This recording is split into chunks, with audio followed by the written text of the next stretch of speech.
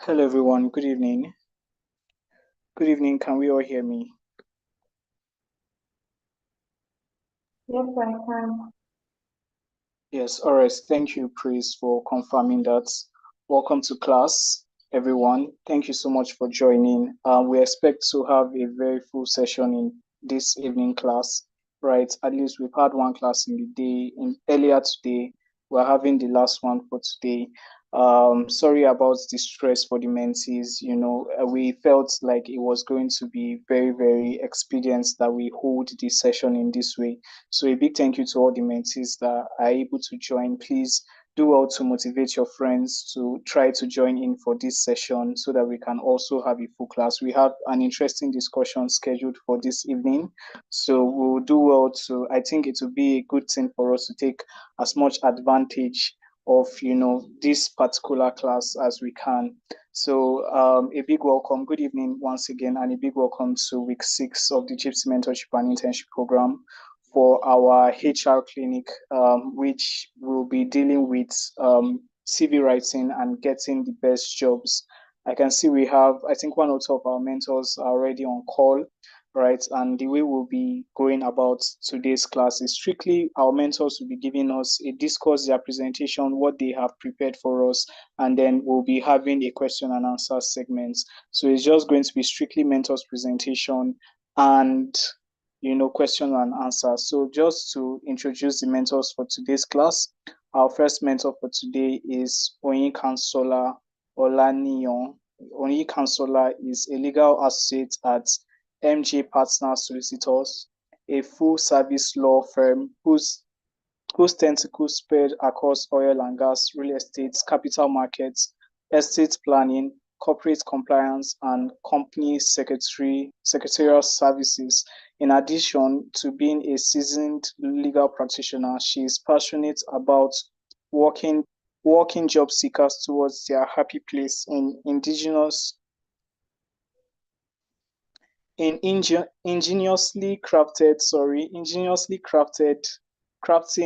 crafting original, well-researched, well-drafted, industry-compliant, and aesthetically pleasing curricula vital, that is CV cover letters, statements of purpose, motivational letters, and letters of intent. Over the course of 3 years, she has single-handedly prepared over 65 CVs for clients in different levels of different career paths across different states within and outside Nigeria, including the United Kingdom and Canada, several of whom have landed dream jobs and admission in choice schools abroad for their preferred course. Oyin is a multi-potential multi-potentialist, right, who, in addition to being a first class graduate of law from Bowen University, is also a certified copywriter and a digital marketer, leader, PCOS advocate, blogger, and photographer, amongst others. Thank you so much for joining. We are happy to have you in class, Miss Oyin Kansola. Our second mentor for today is Oluwatoyin Podikom. Right, Miss Oluwatoyin is an HR professional and career fitness coach with multi-sectorial work experience spanning aviation, business services, consulting, insurance, broadcast media, and microfinance banking. She has acquired skills and competencies in client service, relationship management, and human capital management, with a strong bias for talent development and employability skills. A medical student turned HR professional, she started Towing Talks Talent T3, a coaching and mentoring platform in response to her first-hand experience of the negative impact of the mismatch between natural talent and course of studies. At T3, young professionals are guided to find their career fit by discovering their talents, developing them through fits for purpose capacity building sessions so that they can deploy and demonstrate these talents in the workplace. Her passion for developing young professionals inspired her to found the T3 Torchbearers Academy, T3TA, which is on a mission to empower the next generation of African professionals by providing them with practical skills, nurturing their talents, and instilling values that drive success while navigating the world of work. She has been recognized for her efforts by the HR Foundry, LinkedIn Bootcamp, and the Association of Elite Human Resource Professionals for her work with young professionals and inspiring professionals to take ownership of their careers. Her weekly newsletter, The Talents Guide, with more than 23,000 subscribers, have made it to the LinkedIn newsletter to explore 6 times. She holds several human resource certifications and is happily married with children. Thank you so much, Ma, for joining. I can see you're already on the call. We are happy to have you in today's session. So we will not be wasting any time and we'll be getting into the business of today. Both our mentors are on call, right? So we will just be having our discussions and then we'll be taking questions. So over to our first mentor for today, Miss Oluwatoyin. Please, Ma, I want to give you the floor for your discourse into today's topic. I think for the next 30 minutes, if that will be possible. And then we'll also have 30 minutes from Miss Oyin Kansola, and then we'll move straight to questions. So, Miss Oluwatoyin, the floor is yours, Ma. Good afternoon, everyone. Can I confirm that you can hear me, please? Yes, we can hear you, Ma, loud and clear. Okay, thank you very much for that response. I just wanted everyone to see my face and say hello. I know everyone is preserving our bandwidth, so I'm not going to expect everyone to switch on their camera until maybe want to take a picture or whatnot. I wanted to say I'm very excited to be in this place today. I always love, talking to young people about their career. And one of the things that fascinates me is how things have drastically changed. Even within between the last time I was here to talk to another set and now. So my slides are going to be a little bit different than they were last year, but I believe that we'll still cover as much as possible about CV writing, at least to the extent that we can understand what it means to have a good CV and one that an employer would be happy to call you out on, invite you for interviews once they see it. Can I share my slides? Is that okay? Do I have the rights? Yes, you can. If you don't mind, can I get a sense of where everyone is joining from today? I don't know for all students or if some of us have worked, if you can just give me an idea of your location and what you do, that'll be very helpful for me so that it'll guide me a little bit more about what to emphasize on during my talk. So if we just go into the chat, please, and let me know your first name, it doesn't have to be your full name, and where you are joining from, that'll be helpful. So I can share my slides, right? So let me set that up.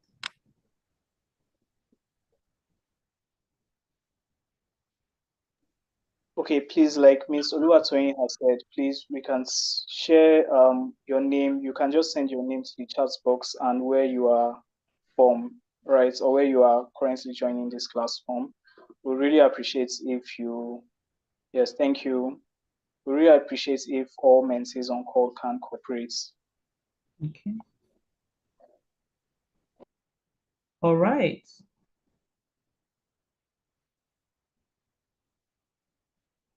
All right, I see that we're quite from quite different states. I see Lagos, I see Abuja, I see Enugu, I see Oshun. Fantastic. It's a pleasure to meet you all. Jiipcc, you need to make me a co-host for me to be able to share my slides, please.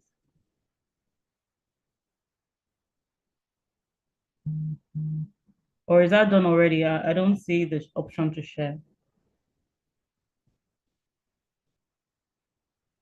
All right, that's good. Done. I see it. Thank you. It was hiding.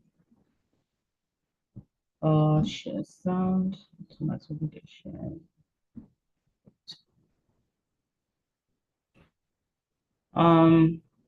Let me know when you can see my screen.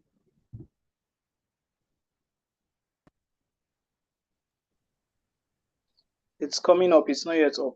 It's not yet up. All right. In the meantime, let me just go to the chat room and see.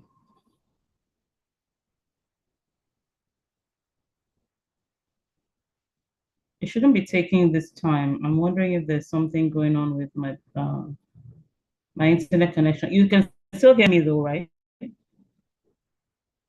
Yes, ma'am, we can hear you loud and clear. While that is coming up, so we can save some time. Once again, a pleasure to meet all of you. It's great that you are joining from different locations. I really do hope that we will be able to answer your burning questions today and set you up for a successful future in the Nigerian workplace. So okay, let me stop the share and try again. All right, I think things are hanging at my end. Give me a second. Let me try and reset that up so you can follow me as I'm talking.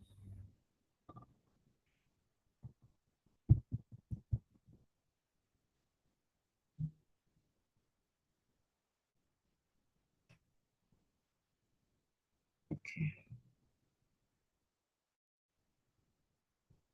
All right. Thank you. I'm going to have to reshare my computer was resetting of some sort. One thing I will say to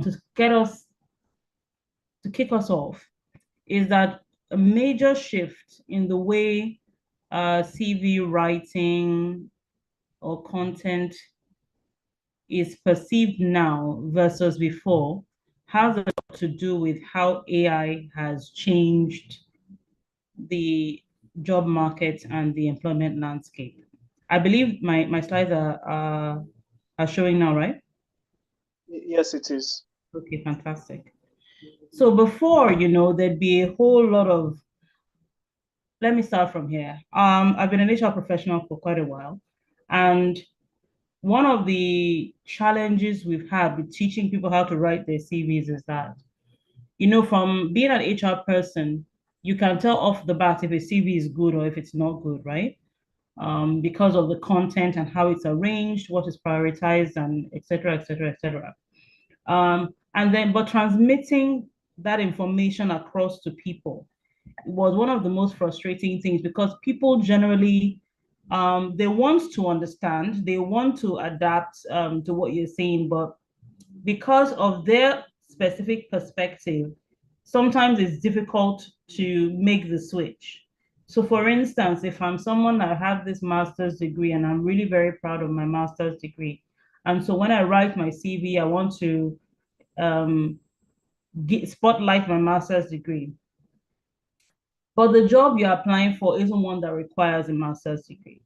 The question now becomes, why are you emphasizing something that isn't critical to the role and might even in some cases disqualify you from the role? Why? Because if I'm advertising a job that I don't need a master's degree for, your master's degree would just be something that tells me as an employer that this person is more educated than the other people that are applying for this job. And since there are so many people applying for this job, one of the easier ways to shortlist will be to remove the people who are what I perceive as overqualified for the role, because the role doesn't require a master's degree. Now, this isn't in all cases, so I don't want to scare anyone. The master's degree is not a bad thing. But what I'm trying to say is that sometimes emphasizing the wrong thing in your CV can actually be a disadvantage, not an advantage. Obviously, everyone wants more bang for their buck. By that I mean, if I go to the market, for instance, let's say that, and I want to buy meat, and I get a kilo of meat for, let's say, 10,000, and I'm just calling a random amount. We all know that it's not that way again. But then the person, the amount I want to get for 10,000, the butcher decides to kind of add more. At least my perception is that they add more, and so I feel, oh, I have more, I get more for less, if you get what I'm trying to say. So in the same way, when you get someone who has more than you are requiring, it's a good thing.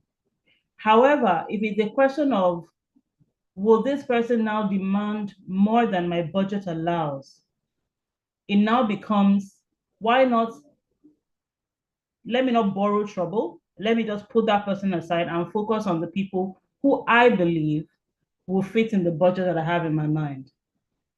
So sometimes it's important to know what information to highlight in your CV and which ones to de-emphasize. But let's start, from the beginning. I just wanted to have that in your hand because the whole thing about CV part of the reason that some of us get it wrong is what our perception of what is relevant information on my CV is. So your CV is, starts with curriculum vitae. I know a lot of us are lawyers, so we're very well versed in Latin in some cases. So what it allows you to do is to summarize your education, your skills, your experience, and enables you to successfully sell your abilities to potential employers. So I started by talking about how things have changed, even within the 1 year between the last time I did this and now. And that is that AI has moved to the fore of everything that we say and do. And how that helps some of us who help other people do their CVs more now for our technical expertise in the HR field or in the job market, because not everybody that understands the job market are in HR. More for that than with our CV writing or English writing skills. Why? Because AI can write a CV for somebody without going through the middleman of an HR person or anybody else that writes CVs. The advantage that someone that uses those skills has is that the person can tell me whether the CV is fit for the job that I'm applying for. Because as we well know, that having a generic CV is not helpful when there's a specific problem that the organization needs the person they're advertising for, that job, that role they're advertising for. There's a specific thing they want them to do. So the CVs that talk about how they can do that thing are the CVs that they go for. They don't go for the CVs that tell you them, oh, I used to work here, I used to work there, I have 10 years here, 20 years there. They want the CVs that are focused on the exact problem that they want to solve. And that is why it's important to still have the oversight of someone who understands that. However, the actual writing itself, where you're trying to figure out what to put first, what to put next, well, no, right, figure out whether or not the CV actually looks good or contains the right kind of information. AI has taken care of that part of things.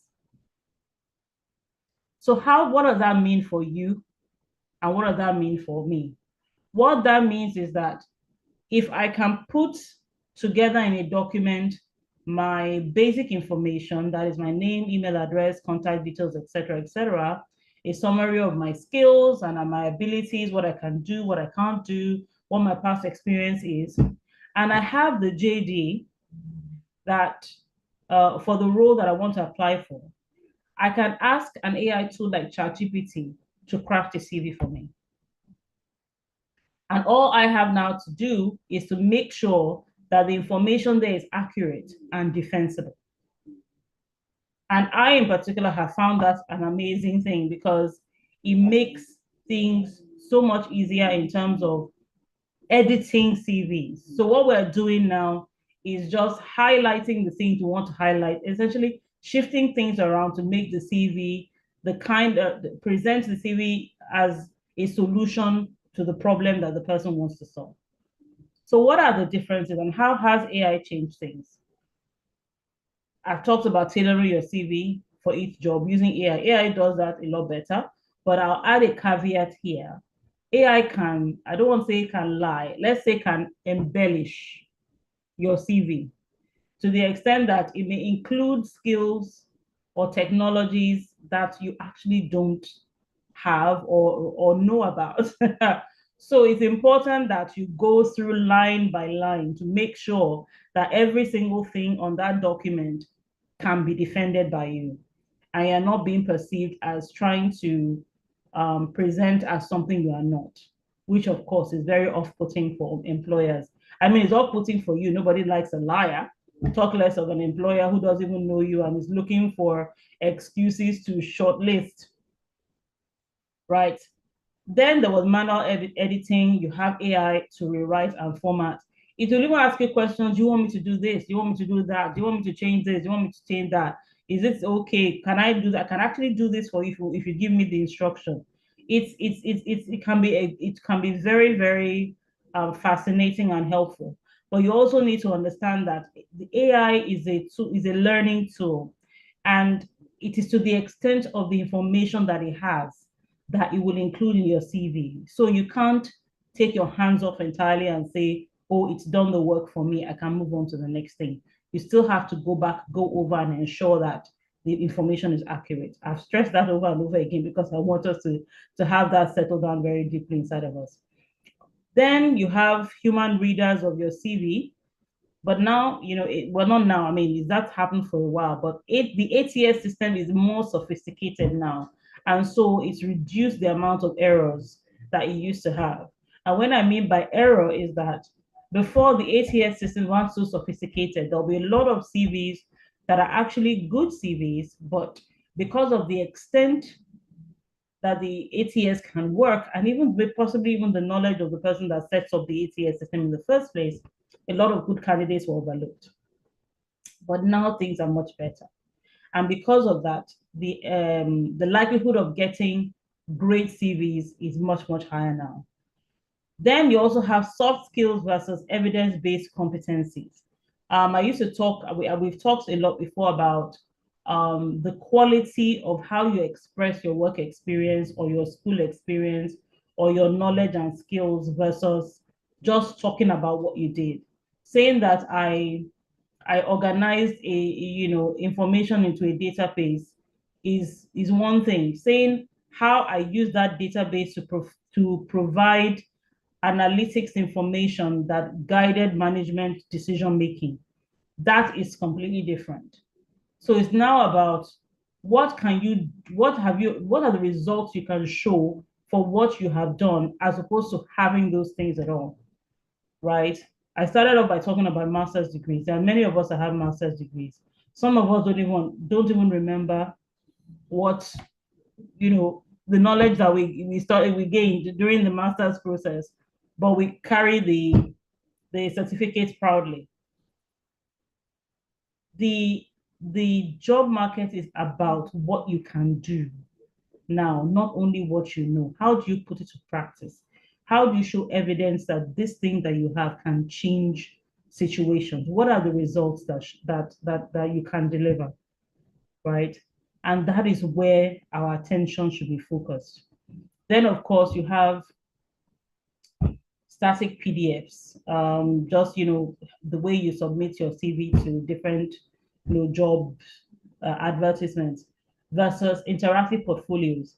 Things like LinkedIn is one way we can describe an interactive portfolio. Why? What does that mean? It means that people can go to your LinkedIn page and actually see beyond just the words within the CV. They see your posts, they see the things you've experienced. They're able to construct a more rounded picture of who you are as a person, which is why I encourage people to go to LinkedIn, have a LinkedIn profile, and post your activities and lessons learned and skills gained. Something as simple as, you put together maybe your association, you have a project or a program where you invited someone to come and speak and you took an active part in putting that program together, showing, pictures, evidence of that program, your takeaways or your lessons learned from that program and posting it on LinkedIn. It gives some insight as to who you are. And you will agree with me that in this age, hello? Sorry, are you trying to get my attention? No, I think it was a glitch. It was somebody's. But guys, are you getting where am I communicating now? Am I talking? Are we understanding what I'm saying? Because this isn't an academic class. I'm not here to present a paper. I'm here to let you know what is happening in the job market and how you can take advantage of this knowledge. So please let me know if I'm carrying you along. I don't want to, I'm not here to speak a lot of grammar, though I know, I have a lot of learned people in the house who can actually talk me under the table in terms of grammar. But what I want to do is I want you to get it so that you're not going into the job market feeling that you're at a disadvantage. Programs like this actually put you ahead of the game because now you have some understanding. And I'm going to give you a few practical tips at the end to also guide you and give you some help as to how you can go about some of these things. All right, fantastic. Let's move on. Okay, now we started by talking about how AI has changed a number of things. Now I'm going to tell you a little bit about how that has happened, and it's important for you to note. Now this is another caveat I would put. Some people agree with me, some people don't agree with me. But one of the where we are situated in the technology revolution in Nigeria is very interesting. I'm sure other countries have it as well, but we have this, we're positioned in such a way that we can find employees at both extremes, right? You have those that are very much into the AI, the tech stuff, the modern moves, the modern, changes in the job market, how technology is changing things, how these tools help you in your job, and very, very tech forward. And then on the other hand, you have those people who are still very, very much into the send your CV to this particular email address. Tell uncle tell someone to send your CV to me. Let me see what you can do, what I can do for you. And we have people who are comfortable at both extremes. So you will find someone who is working at a very, very great job, like at least in terms of the profile and the status of the job from those looking from the outside. It's an amazing job with great salary, great perks, and the person is very comfortable. And it was just as a result of some uncle's friend giving him the opportunity. On the other hand, the other extreme, you have those people who are very tech savvy, understand the AI, can write the programs, can write the prompts, can do all that tech savvy thing, and they are having the fantastic tech forward job where they're being paid a lot and they're working for organizations outside of the country, etc., etc., etc. So people fall within the spectrum of the two extremes I've mentioned.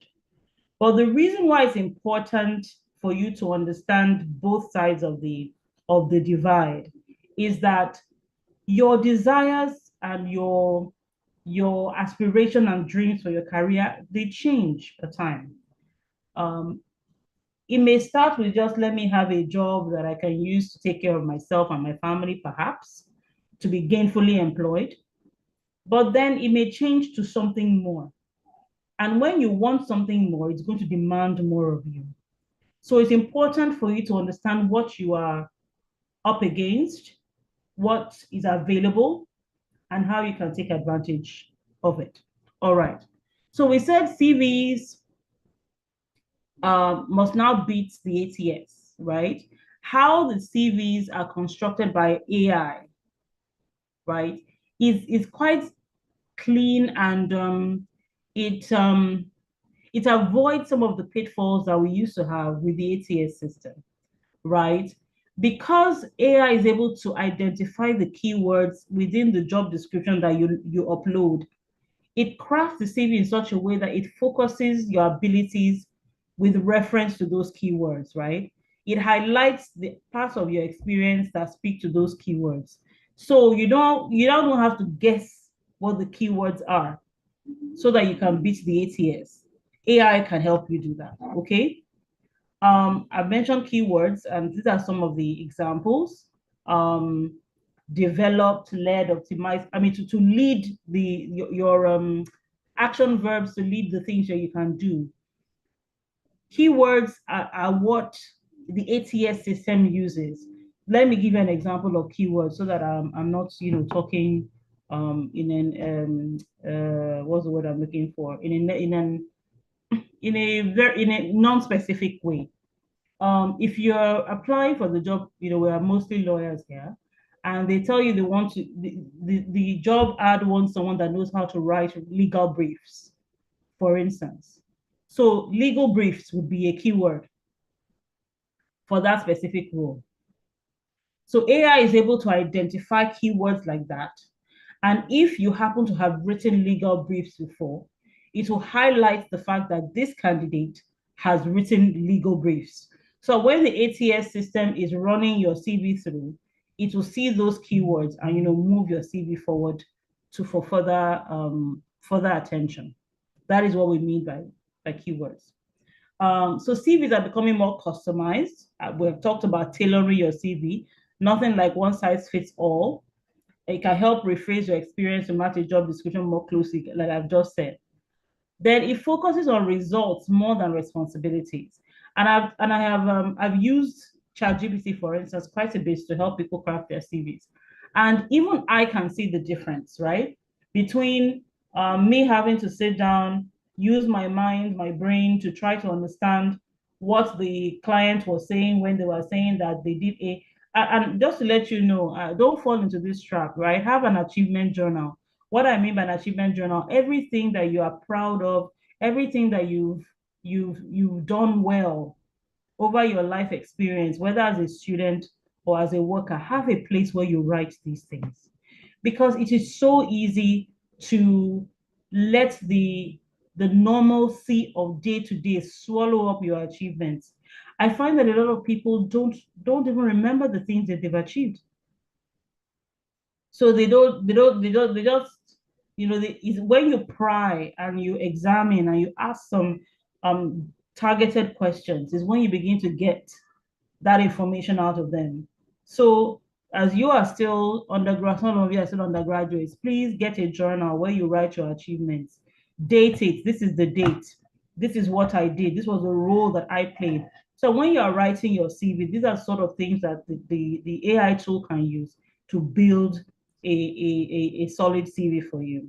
So when we talk about results matching more than responsibilities, don't say things like responsible for managing social media, which I can tell you 100% is what a lot of people typically do, excuse me, when they describe their jobs.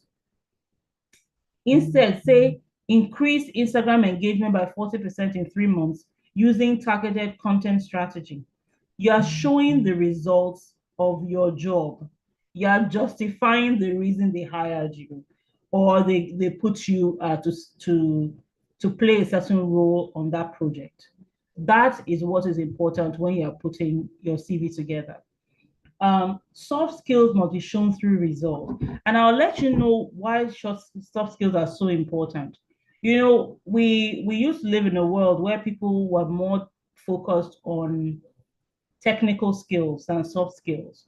So when you say you're somebody who is let's use the team player, is right there, right? Which people are very, very prone to using. People see that as is this what we're looking for? Is this what we need? Because we want somebody who can bring in the sales, we want somebody who can make the money. But now, because we have a lot of technology to support the things that we do, and technology has a way of isolating you if you depend wholly on it. So imagine, for instance, you work in, maybe you're a business owner and you have an AI tool or a digital tool that can do everything that you need done. You don't need staff. In fact, one of the things that technology does, and people are proud to say, oh, it makes some skills obsolete. Some certain people cannot find jobs anymore, etc., etc., etc. It's a fallout of the advances technology, and it will happen. So what is going to happen is that it is the people that know the AI that will get the jobs, because AI still needs to be told what to do, right? So it's the people that know what to tell the AI to do that will get the jobs. And guess what? You have every opportunity to be that person. So in terms of how AI can help you craft your CV, it doesn't just look for the soft skills that we are all used to. What it does is to link an activity that you have actually done to support or to validate that soft skill.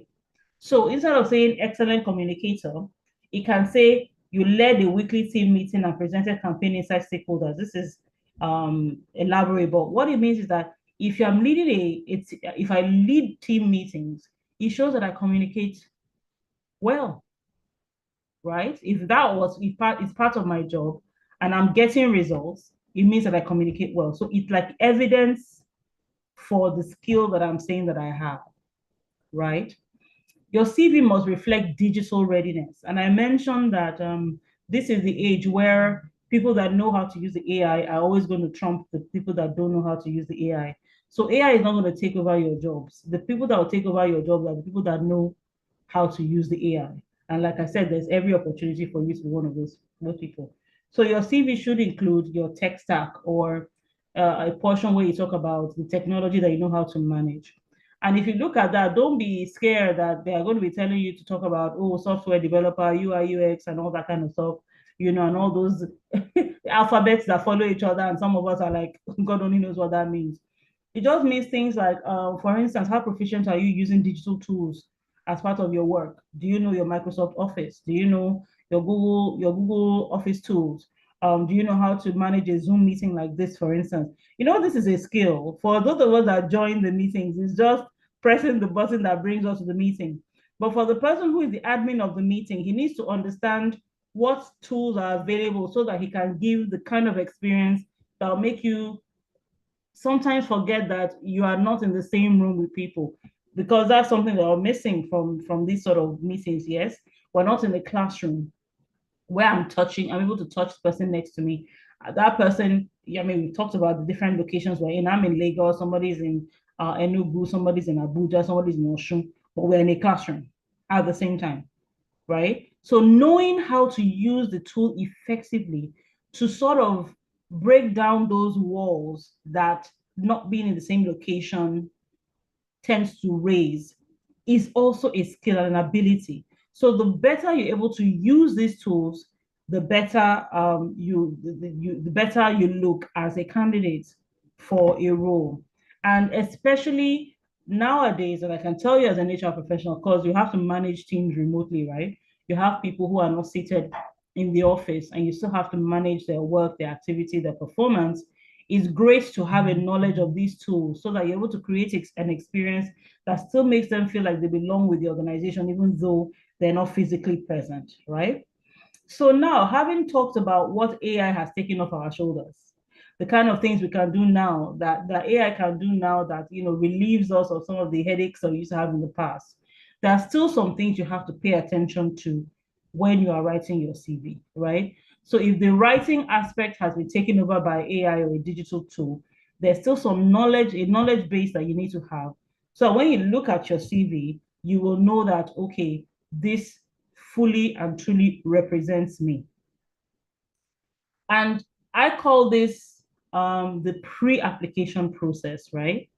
Patent pending, because these are things that we do, but because we're not intentional about, or we don't recognize that process, we don't reflect that the output from that process in our CVs. I'll show you what I mean as I have the conversation. First of all, who am I? We live in a time, I'm not going to say in a country, it's a time that of our evolution where the idea is just to leave school and get employed. We just want a job, right? Other things like, whether or not we are passionate about the job and all, it looks like sentiment, right?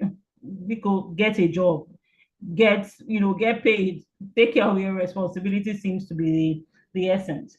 But you see, the challenge with that, right, is at the end of the day, we human beings are basically composed of both a practical side and an emotional side. And for you to be fulfilled on your job, or for you to do your job even effectively, let's even leave fulfillment, there's an element of it that has to speak to your values or who you are or the kind of person that you are, right? If I work at a job and you are mostly lawyers, you are somebody who is passionate about human rights, and then you work in an office where human rights are being trampled upon on a day-by-day basis. Sincerely, you're unable to give your best to that job. You're going to feel as if that job is sucking your soul. You're going to feel that as if that job is contrary to everything you stand for. So it's important to ask yourself, who am I call that the person question. What are my strengths? What are my talents? What are my values? So that when I'm choosing a place I want to apply to, I'm making sure that that place can offer me something that I can anchor myself to and say, this is the reason I'm working here. And guess what, guys? The fact that they pay me a fast salary is not enough. Because if they pay me a fast salary and that is off the backs of someone else who is suffering at the expense of me getting that fast salary, a regular normal person isn't going to want that. So the next thing I'm going to be doing is let me find another job. Excuse me, at least go somewhere where I don't feel as if I'm taking food out of people's mouths in my day-to-day job. So it's important to align your CV, make sure your CV represents the values that you espouse. The second is, what do I have to offer? What problem do I solve? I need to know what problem I solve. Because if I don't know the problem I solve, I'm going to present myself as a candidate to solve any old problem, which may not necessarily align with my skill set or my abilities or my values. So, what are the things that matter to me, right? Um, in all the things I've done over my lifetime, when I was in school or while I was still in school, where are those areas that I excelled? Was it when they told me to be the protocol in charge of organizing speakers for a program? Was it when they told me to be the treasurer of the association where I managed the inflow and outflow of cash? Was it when they asked me to make sure that everything worked well when we did A, B, C, D? What was the value that I brought in all these things that I did? That shows you the kind of problem you can solve. Now, as a fresh graduate from the university, right off the bat, there are some things that work to your advantage. For instance, you are young and all organizations are looking for fresh blood to insert into the organization now because all these people, middle-aged Gen X, millennials, Gen X, are all going outside the country. So you're actually hot cake right now. So go into the job market knowing that you're a hot cake. However, you need to know what makes you hot cake, not just that you're hot cake. One thing we love about young people like you is that you're very energetic, right? You're like an open book to an extent. Yes, there are things that you know, there are values that you have, but because you are fresh into the market, you are eager to learn, right? And you are teachable. And everybody at my level in life is looking for an opportunity to teach people now, sort of like to pass the knowledge that we have gained. So it makes you more appealing to us. And of course, you're a digital native. For my personality and the kind of job that I have to learn and adapt to new technologies because these are the people that are forming my staff nowadays. And I need to be able to understand what they do so I can put them in the right place to do it and they don't look for it outside. Right. But you guys are born into that space where everything is, digital, everything is online, everything is on social media, whatnot. And we need those skills. We need that exposure. We need that mindset. So being that person straight from the university alone is an advantage to you. But what you now need to do is to understand how it's an advantage and where you can plug in to solve the organization's problems. So you don't just go there and you become just one of many other staff in the organization. You don't stand out in any way. If you're somebody you're very dexterous on social media, maybe you're one of those people, those content creators are able to do this thing where they're changing clothes anyhow. All they have to do to touch their chest and they'll change their clothes into another outfit. That thing fascinates me. I mean, I don't know how it's done yet. I mean, I can learn if it's useful to me, but they know how to do all those things, and they are gaining eyes on their pages, and they're making money in forex. I'm not saying that specific skill, but knowing how to do something like that, for instance, and you being able to do that for your organization makes you a standout talent, and everything that attracts. Eyes on you, people willing to see you go up the career ladder, people willing to sponsor you to do great things. They are just ready to help you grow and excel and go up in the organization. But you need to know what it is, how what you can do solves a problem. And this is the third one, which is the purpose question. What would this move mean for my career? I mentioned before that where you work, there's got to be value alignment with where you work, right? There's something they are doing that you're okay with. Because if you're not okay with it, then you won't be happy working there. But when we're referencing the purpose question, we're talking about, does this place I'm working in right now, is it going to be advantageous to me going forward in my career? How do we illustrate that? That's why everybody wants to work for the big brands, right? Everybody wants to work for the Shells. Everybody wants to work for the Chevrons. They want to work for the EYs. They want to work for the Deloittes, the KPMGs. They want to work for those organizations because those brands mean something in the business world. And putting that brand on my CV automatically opens some certain doors. It's the reason why some people want foreign master's degrees, because you know how much we Nigerians love anything foreign, right? And having that foreign master's degree opens the door for some other things because, I have foreign master's degree. So any move you make for your career, any place you work, you have to ask yourself, what does it mean for my career? Is there something I'm learning there? Is there something I'm earning there? Is there some networks that it's exposing me to? Are there some skills that it's exposing me to? All those things you have to think about before you say you want to apply to an organization for a job. The last thing I want to talk about, I think, is writing a skills forward CV. And why am I talking about skills forward? The truth is that people are more interested in what you can do than what you know. Or if I say it, let me say it this way. They're more interested in how you can apply what you know in the doing than just having the knowledge in your head. So coming out of school, you've studied law for 5 years, you've gone to law school for 1 year, and you're buzzing with knowledge and zeal, you know.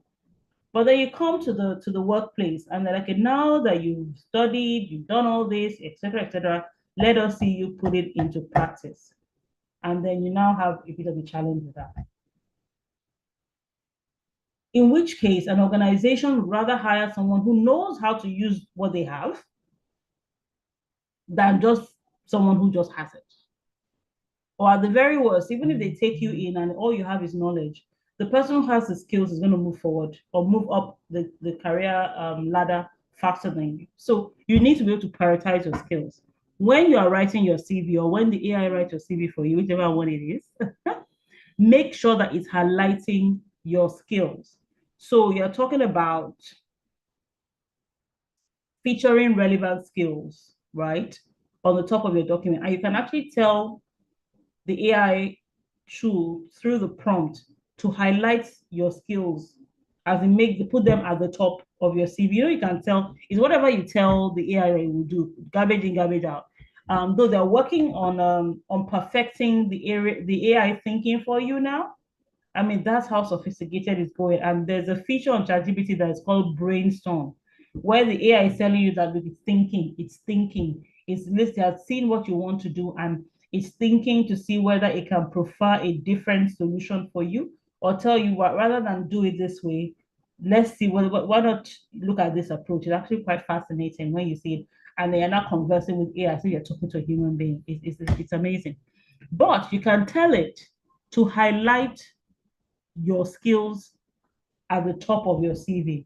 So by the time it produces the document, you will see your skills, the key skills written there. I think it even does that, I think, by default. Um, we talked about a lot of this. I'm just highlighting it here.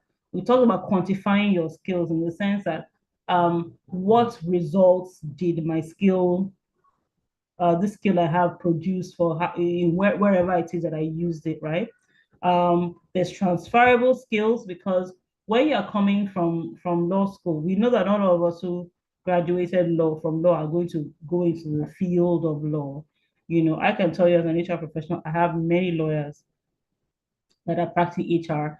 I know several lawyers that are working as bankers. There are options, right? Because the first degree, what it does is that it opens you to absorbing different types of information.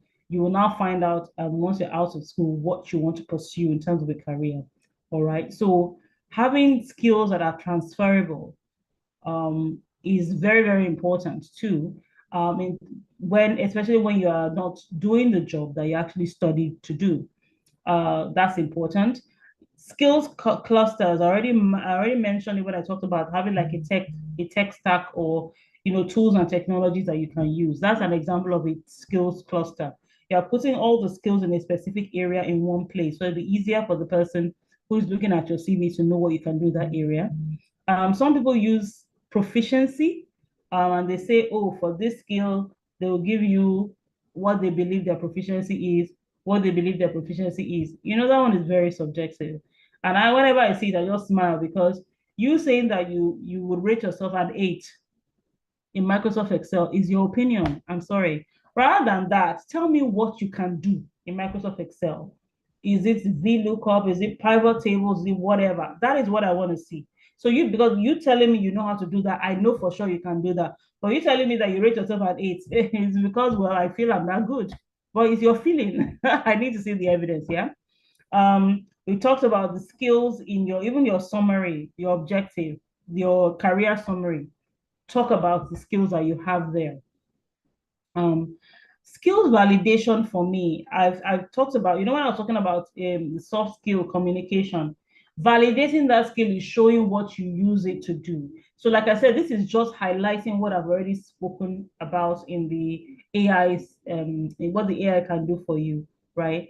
One thing I didn't mention is continuous learning. Everybody loves a learner, right? It shows that you're open to change and are willing to adapt to different circumstances in the life cycle of the organization. So writing some of the things that you've learned, the training you've attended, even something like this mentorship program, is very, very helpful in making people see that you're the kind of person that is intentional about your growth, right?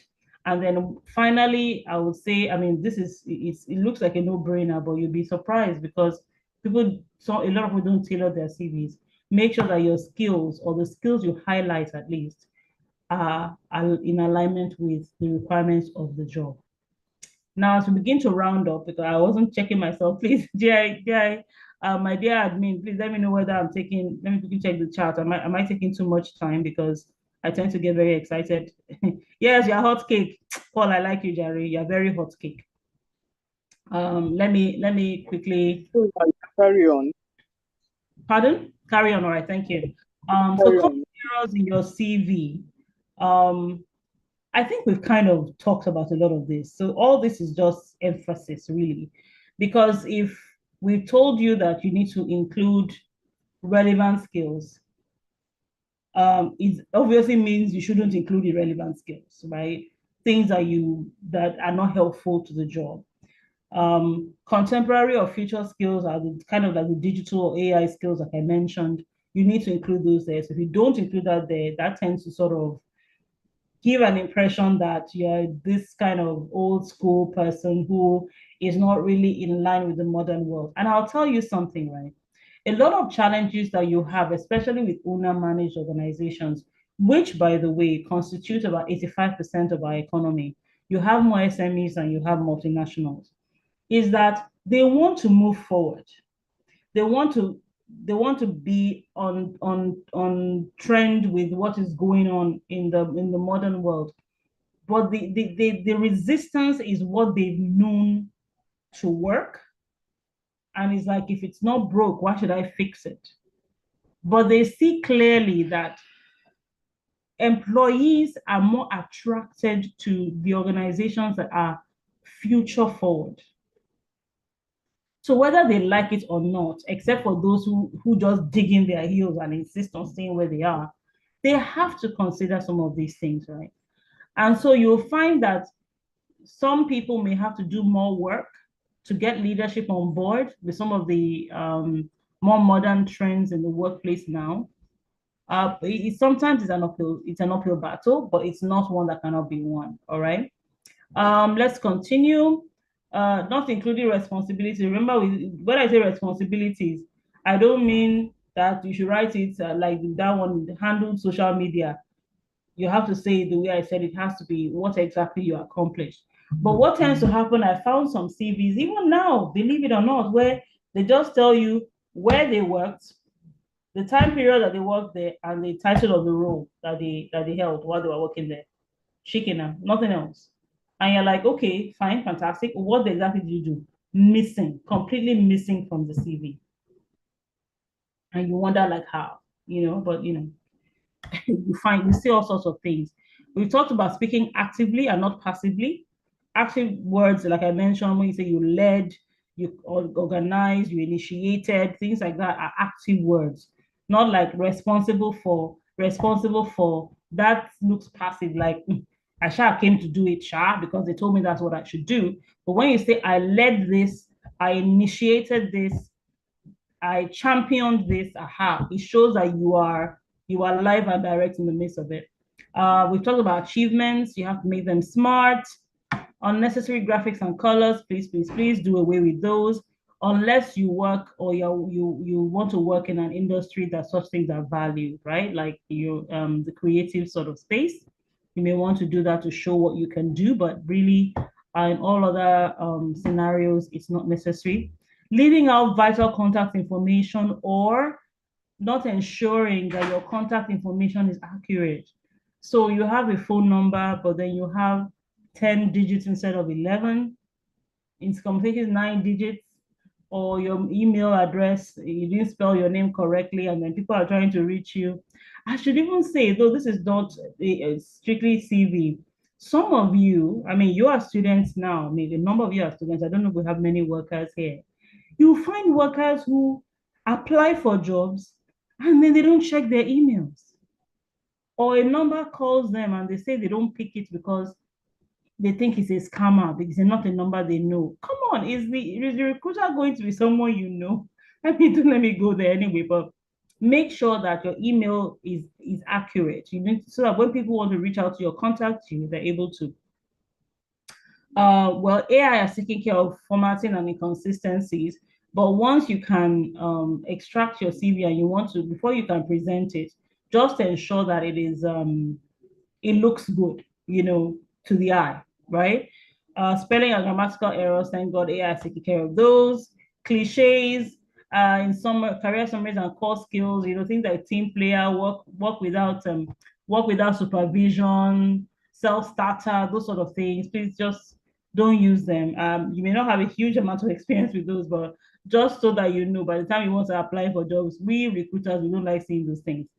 Irrelevant information, not prioritizing relevant information. I mentioned that is the thing that the JD is saying that they want. That should be the topmost part of your CV. Then the rest will be just information that the recruiter can get to if they'd like to see that. Because on the average, it takes about 6 seconds for a recruiter to review your CV. So what you want them to see on the first page are the things that will speak directly to the job that they need you to do. Some people put their most recent work last, and they are the very start of their career first. I know that may not be an issue you guys will have, but in case you know somebody who needs that information, please always start from your recent employment and then go back to your first employment.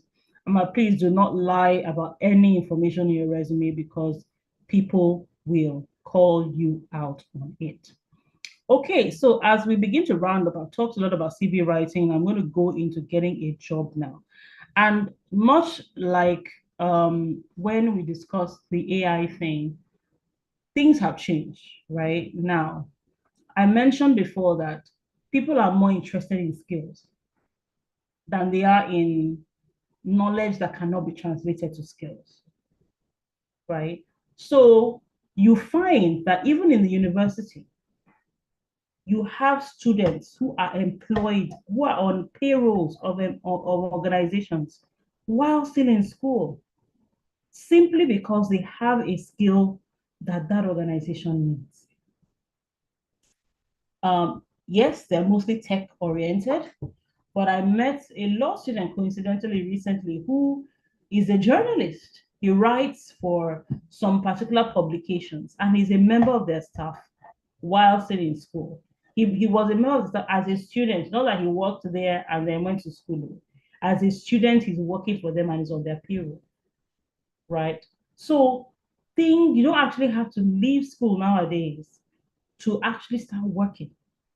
You can start looking for work from now, as long as your skill is one that is valuable. And that's where this VRIO matrix comes into play. What does it stand for? Valuable means somebody needs what you have.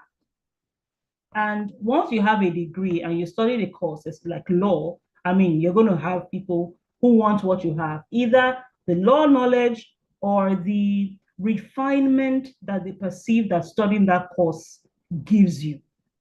right? So you don't have a problem with the V part of things. Where you now have to get to is the R, which is rare. Rare doesn't mean like like a diamond is rare. It means that among a homogeneous set of people, like students, graduates, for instance, who stands out because they have a certain something that everybody else that is not very common among all those other people. That is what rare means, right? If you have V value, like you're all graduates together, you have V, yes. But if you don't have having V means you have competitive parity. Everybody's equal, right? We're all peers together. But when you have an R, you see the yes part of the R, it means you have an advantage, a competitive advantage. There's something you have that puts you above everybody else in your homogeneous group, right? And that will set you apart and gives you a better chance of getting employment than people who don't have it. But that advantage is temporary. Why? Because if other people get what you have, I mean, it puts you on the same level again, doesn't it? So then you move to the I, which is inimitable, which means that it is not easily copied. It's something that is a unique talent or unique privilege that you have. For instance, I mentioned the tech bros and tech sissies who are in school now, who have that tech knowledge that is very, very needed in today's workplace, right? They are getting employed right from school. They have payroll, they have HMO, they're already employees. They just want the box ticking for school and NYC to finish, and then they can come and settle in the work if they want to do that. So if you have a unique talent or unique privilege, you move into that I category and it makes you stand out all the more. I've mentioned other things like having a specialized scholarship that you won, or you maybe something like a Chevening scholarship, you're able to go abroad and study, abroad for a year or whatnot. A fellowship or an internship with a major brand like the KPMGs or the Shells or whatever. Those things on your CV make you stand out even more than everyone else because it's not everybody that gets to do that, right? No, it gets to. That one is not a is not a temporary advantage. Not everybody gets to have an internship in Shell or gets to have an internship in KPMG or gets to win a Chevening scholarship and travel abroad. It's not everybody that gets to. That one is a select few, so that's why it's not easily copied. If you have that, then I mean, getting a job is almost a guarantee. However, you lose out if you don't understand where these things are valued, right? If I have a scholarship and I have Chevening Scholar behind my name, and I'm also going to Additional and Co. That is a small law firm there because I just want a job and I don't know where the things that I have attained are valued, then I'm not organized. And that's where this organized, the O in the VRI, what it means. I need to be able to understand and recognize where the things I have are valued so that I position myself in such a way to get the kind of jobs that are enviable and that will help me boost, my career and my career prospects. We've talked about AI, and I don't want to overemphasize it, but I'll touch on how AI is changing jobs, right? AI tends to take care of repetitive jobs that can be automated, while the ones that require higher skills are taken care of by human beings. For instance, I mentioned those of us who write CVs for people. Now that AI is taking care of the actual writing, the skills that we can offer are knowing whether or not the CV properly represents you or is the kind of CV that would attract a recruiter. So the actual writing, and thank God for that because I really hated doing that, has been taken care of. So I'm now able to apply my experience, my knowledge, my expertise in an area that is not overly easy for AI to copy, right? And what that means, obviously, I must continue to level up because the more AI can do, the less need for human beings to do it. We talked about low skill jobs that AI can take over. AI creates new job categories, right? You have AI prompt engineers now, people that design the kind of wordings that you can place in the AI tool to bring out the exact kind of information that you need. That is now a job. This data annotator, I actually met someone, I had this career coaching thing I was doing, and somebody called me and said, look, I'm a data annotator. And I said, wow, what is that? I said, you're the kind of person that feeds the information into the AI to let it recognize. So a data annotator will be the one to upload a different kinds of pictures of a cup into the AI so that when the AI sees it, it knows that it's a cup, because cups come in different shapes and sizes, right? If you only put one type of cup into the AI, so say that's what a cup is. If another type of cup is fed in the AI sees another type of cup, it won't know that that is a cup because it's at the back end, nobody has told it that this can also be a cup. So the data annotator is the one that tells it all the million types of cups that they are, what this means, what that means, so that by the time the AI sees those things, it knows, it's able to recognize it. That is a job now, right? There's a rise in remote and global work AI, the remote work, right? And global AI tools make that faster and more efficient, most definitely, right? So you now have things like virtual assistants. I mean, some of us may have even taken advantage of this, the ALX training, right? You have freelance data analysts, AI, you have all these things. You go to all these sites like them, Upwork and Fiverr and Freelancer, and you get people who do all these things simply because AI enabled them to do it, right? And of course, there's a demand for hybrid skill sets. You want people who have deep expertise in one area, but has a broad understanding of all others, which means that one person is hired for one job, but may be required to do beyond that job. So the fact that I'm a lawyer and I'm hired to be a lawyer, I may need someone to be, for instance, a compare for an organizational event. And I know that you have public speaking skills. As a lawyer, I guess a number of you will be one of the required skills. I can just say, you know what, let me get the name of somebody in the room here now. Paul, my friend Paul, who is a hotcake, who knows his hotcake. Paul, come and do MC for this role here. And Paul will be happy. If the way he said that we are hotcake, I have the feeling that Paul knows how to do this MC thing very well. Paul, am I right? You can let me know in the chat room if I'm right. Yes, so ma'am. so you begin to do different things, even though you're hired for one thing. And that is something that AI has enabled us to do now. We're looking for multiple skill sets. I've mentioned lifelong learning. You always have to be a learner. But the funny thing is that while AI is there making work easier, it's also creating the need for more human interaction, right? Because if everything is done by machines, it's like the human seems to be feeling lost. I don't know if you guys heard recently, some time ago, where Elon Musk, well, maybe it was last year or 2 years ago, I think it wasn't that recent, but in recent times, he asked his people to come back to work.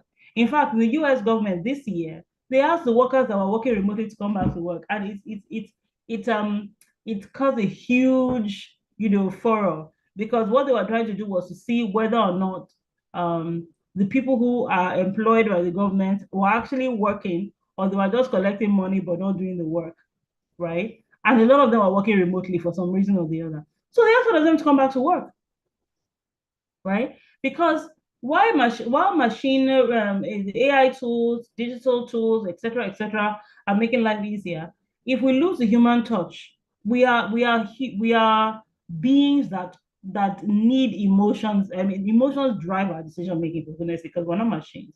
So that human touch tends to get lost if we're not careful. So even though AI is so fantastic and does what it does, it highlights a greater need for the human factor, right? So when you have people or candidates that show things like empathy, creativity, leadership, critical thinking, adaptability, sorry, they tend to feel like they're more attractive to an employer, right? So how do you take advantage of all these? Be AI literate. Know how AI is used in your own field, right? Learn how to work with the tools. Don't be afraid of them, right?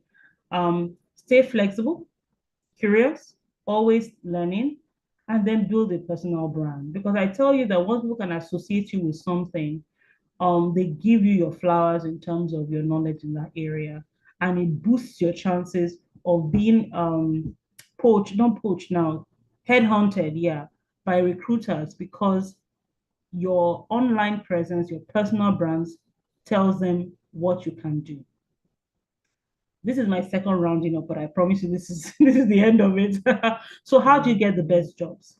Build a strong network, use your LinkedIn effectively.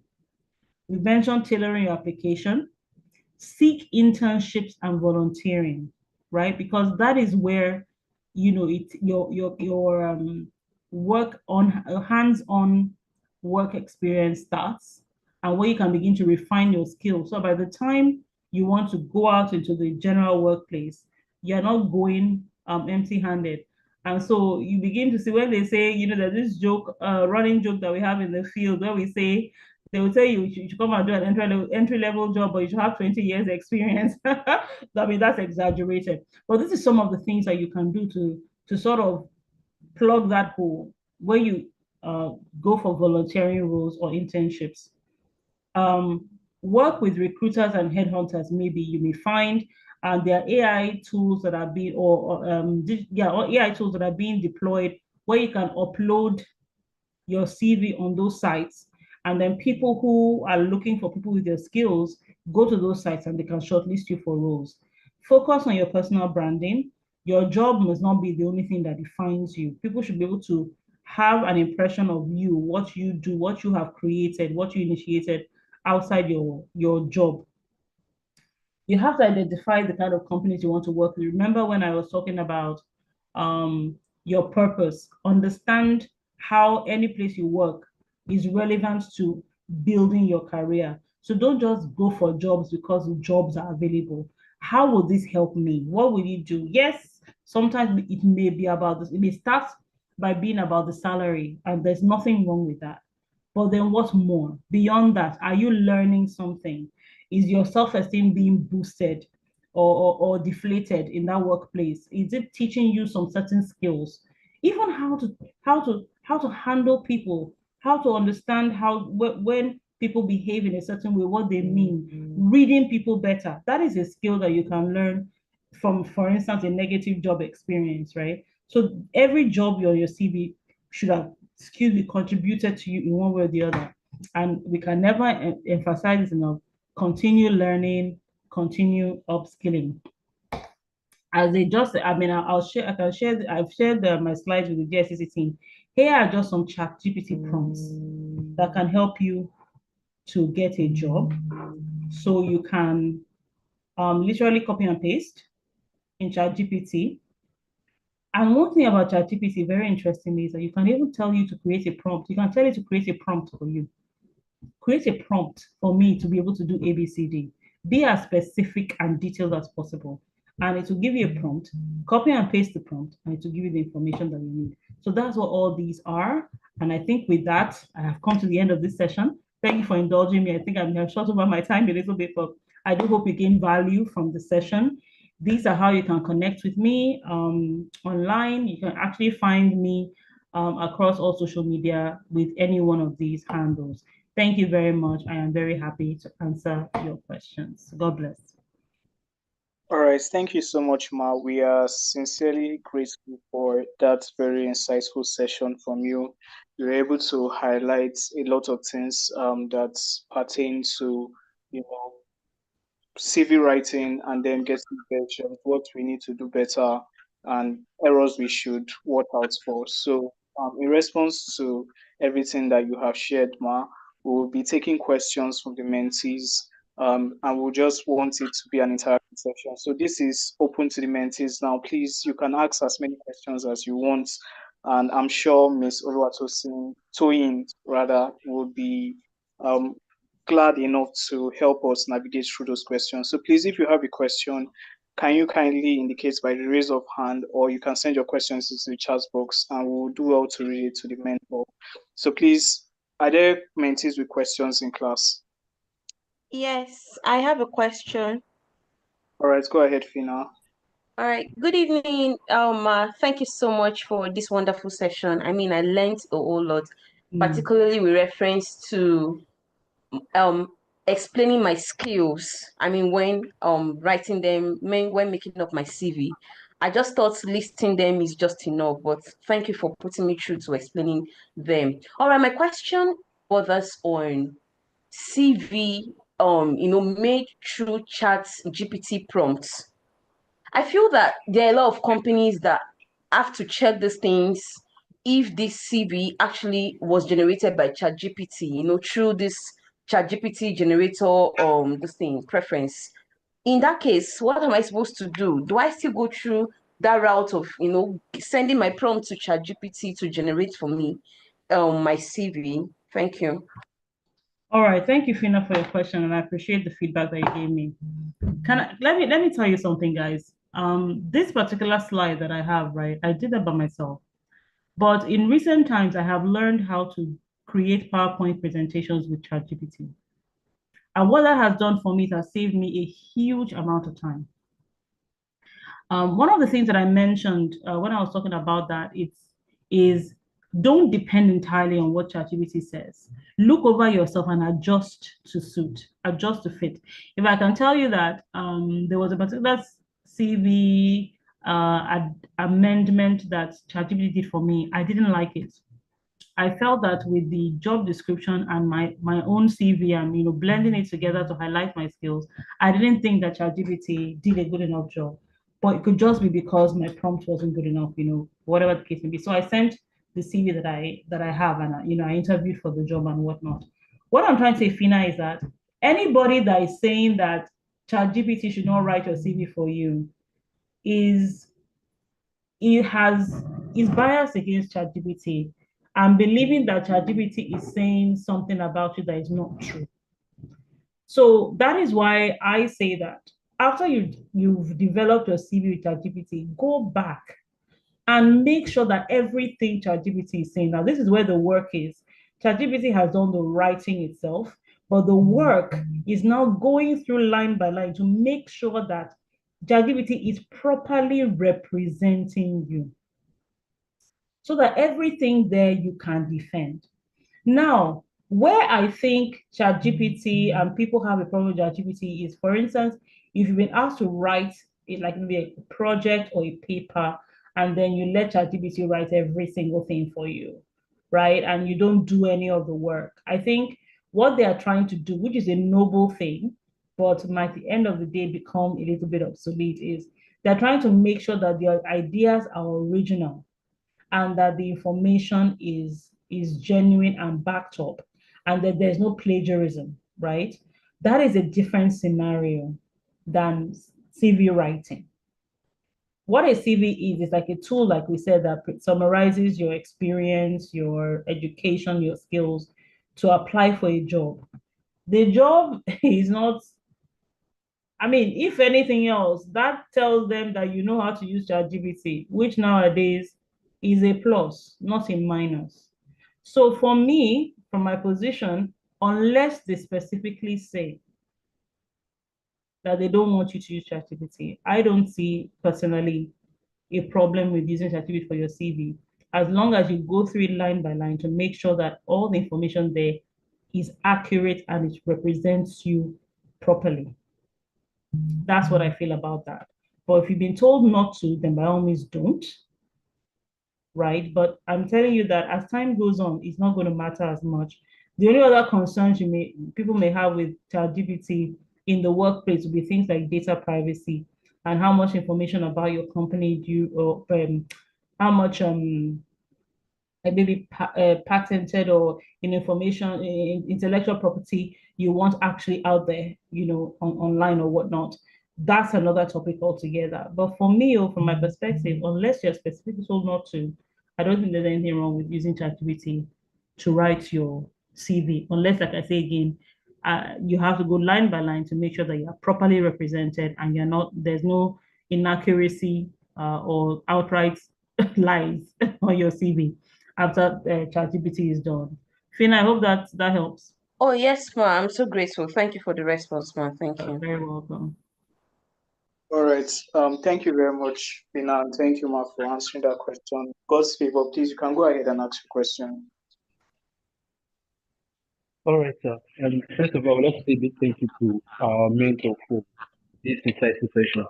One thing I've always found funny is that after each CV or HR masterclass I attend, I always find myself getting CV to like change a whole I'm lot. I sorry, don't know. Gospel, I'm finding it difficult to make out your words. Are you using a hands-free device? Yes. Okay, I don't know if you Is it better now? No? Yeah, oh wow, yeah, it is. Please go ahead. It's much, much better. All right. So I was trying to say that each time I attend a CV or HR masterclass, I usually find myself going back to my CV and my cover letters to like review a whole lot, even when I thought it was perfect back then. Right. So my questions are: first, you mentioned that we should be more result oriented in our CVs, like in the sense of not just putting our rules, but also highlighting our achievements in those roles. So I feel like, is it okay to put something like maybe let's say you were a research assistant, then you put something like I played XYZ role and I achieved so and so, instead of just putting your achievements without stating the role. That is first. And also there have always been this idea that your CV should not exceed a one page limit, basically. But for me, I've always had the issue of fitting in all I have to like put into my CV, especially for a particular role, into a particular page. I don't know. Is it another hard Okay, and so let me fast start. rule? Sorry. Okay. All right, all right. All right, let's start from your first question. So the way a CV would typically be organized is that you would have like the name of the organization you worked, the role you played there, like the header part of the CV, and then you now talk about the actual application of your skills on that role. So if I say, for instance, on my CV, I'm starting with my most recent employment. Say I worked in Shell, for instance.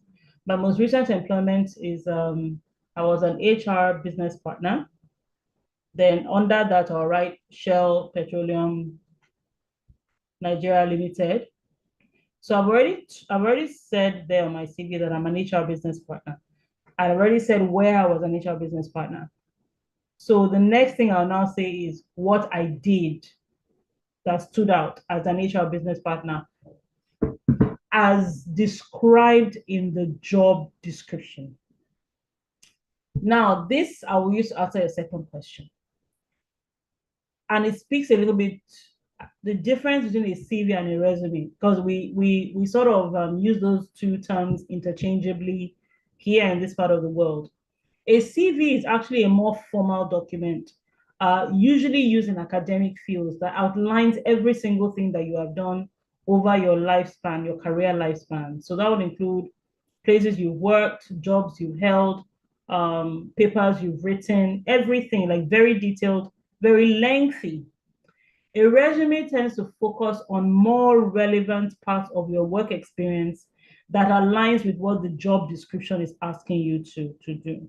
So choking all the information about your work experience into the document may not be helpful in the corporate space, because they are more interested in whether or not you can do the job that the job description is asking you to come and do. I don't know if you get what I'm trying to say. That's the interest. So anything that doesn't specifically reference that, you may want to leave out altogether, or you may want to put in the subsequent pages and now leave it up to the recruiter to see whether to decide whether they want to read about that, as in read that information. What should be on your first page, if your CV is more than a page, should be the relevant information, your contact details, your career summary, the skills that are relevant to the job, the work experience that you have that is relevant to the job. Then everything else, will just be an extra that the recruiter has an option to read up if they want to, right? So what I would say is, page wise, the length of pages, my CV, for instance, is about 4 pages long, but then I've been working for close to 20 years. So it makes sense that I would have a lot to say and a lot to write. But if somebody is just leaving school or I mean has barely they're just starting their career, I don't know why their CV should be more than a page and a half, you know. But the important thing is the information there should be relevant to the job description. That's what's important, right? Yes, don't discourage the recruiter by having a 6 or 7 page CV. I don't have a good impression about people that have such long CVs, if I'm honest. But ensure that what is most relevant to the job that you're applying for is the first thing the recruiter sees. Gossip, have I helped in answering your question? Yes, ma, you have done so much. Thank you. Thank you You're so very welcome. All right. Thank you very much, Ma. Thank you very much, God's favor. Please, do we still have more questions from the mentees? There's one in the chat room. Okay. All right. Okay. So the question is from Akiwanle. Question is from Akiwanle, and he's asking for applicants with lengthy work histories, what strategies can be employed to condense and focus on the most relevant experience, bearing in mind that employers have limited time in going through it? Akinwale, I think I've answered that question, but I'll repeat it for your sake. The JD is your guide, right? The JD is the hymn book that you have to sing from. You don't have to guess what information you should put on your CV. The JD tells you what to put because it's what they want you to do. So what you are saying essentially your CV is that this thing that you want me to do, this is how I've been able to do it, or this is the experience that I've gained that will enable me to do it, or this is the learning that I have gained that will enable me to do it, right? So it's not, oh, I have all this information. How do I make it more succinct, or how do I make it more, condensed? It is which one is relevant to the job. Once you have the JD to guide you, then you won't have too much of a problem knowing what bits of information to put on your CV.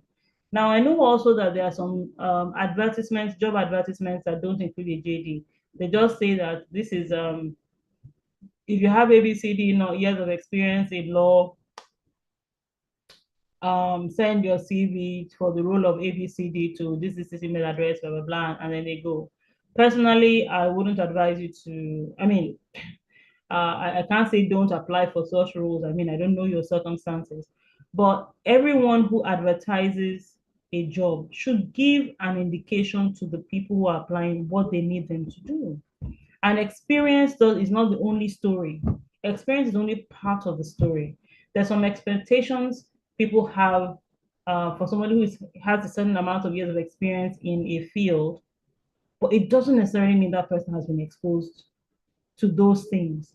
So it's the JD that lets you know what exactly they will require you to do on the job.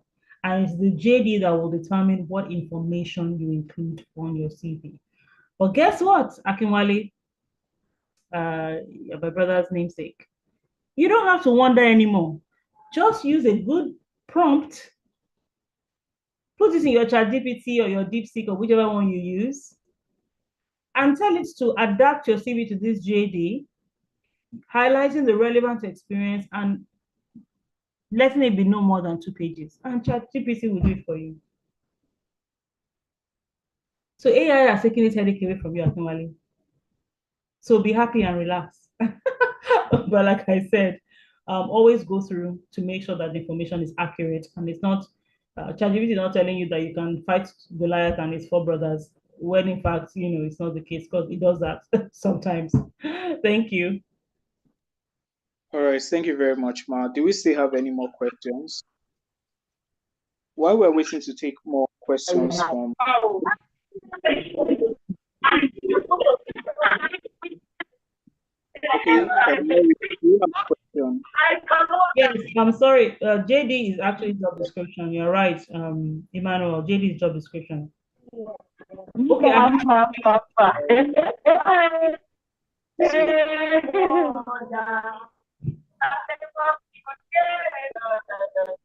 I think we need to. Okay, we've done that already. All right. Okay, Isa. So, go ahead and ask the question. Hello, Okay, Isa. good Can you? evening. Yes, I can hear you. Am I audible? Yeah, I can hear Yes, you. you are. Islamia Okay, good is evening. the name, right? Islamic. Ma, you can call me Bukola. Call you up, please.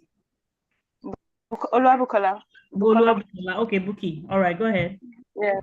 Yes, thank you very much, Ma, and for the clarification. So my question goes thus. With respect to an undergraduate who doesn't have any work experience and you're trying to build your CV, so is it necessary for you to put some of your experience in an extracurricular activities, maybe won an award, you've participated in some online webinar and some other stuff during your undergraduate? 100%. Okay, 100%. In fact, that is what I would largely encourage you to include in your CV because, see, I think that a lot of we've gained a bit of an impression, right, about what it requires to get a job, and I know that a lot of people put those things out. Extracurricular activities are actually the commodity that a fresh graduate presents on their CV to boost their candidacy for a role. Because we know you're just out of school. We know that the only thing that you can do is either volunteer, to have volunteered in terms of work or work experience. Either you volunteered somewhere, you did an internship somewhere, or you had a part-time job, maybe for those who need the money to support their school fees and whatnot. So we're not expecting you to come out as a ready-made person with 15 years work experience to do the job. So we know that you don't have a lot of work experience. And it's not everybody who is going to go for internships or volunteering activities or has a part-time job. So the only other avenue you have to display your skills and abilities would be your extracurricular activities with like maybe your Christian association, your Muslim association, your maybe Toastmasters, even care guides. As long as you have a structure and you have a role to play beyond, drinking the palm wine, that has to do with organizing people and getting results. Those are the sort of things that we expect to see from a graduate, including obviously like your discipline and your grade point average, for instance. That is where it makes sense to put your grade point average or the class of degree that you graduated with in your career summary. I am a 2-1 graduate of law from the University of so and so and so. That can be the lead in your career summary, for instance, Bookie, because I don't know whether you're a law student, sorry, because that is the stage of life that you are in right now. So we're not expecting huge, deep, lengthy years of work experience in that case. So yes, it is those extracurricular activities, those responsibilities you held that we use as a benchmark to say, okay, this person seems to be someone who is capable of handling responsibilities, even as a young person, as a student. And I can decide, okay, for this my graduate trainee program, or for this my internship program, or for this my entry-level program, I would very much like to talk to this Bukola Islamia Tisa and see whether she's what I need and she's a culture fit from organization. I hope that helps. Okay. Yes, Ma, very much understood. Thank you very much, Ma. You're welcome. You're very welcome. All right. Thank you again, Ma. I think I have a personal question for my own end. Okay. And my question is basically, for Women instance, conference where webinar. That is Merit. that. Merit. Are you asking a question, Merit? Please, Dennis, go ahead.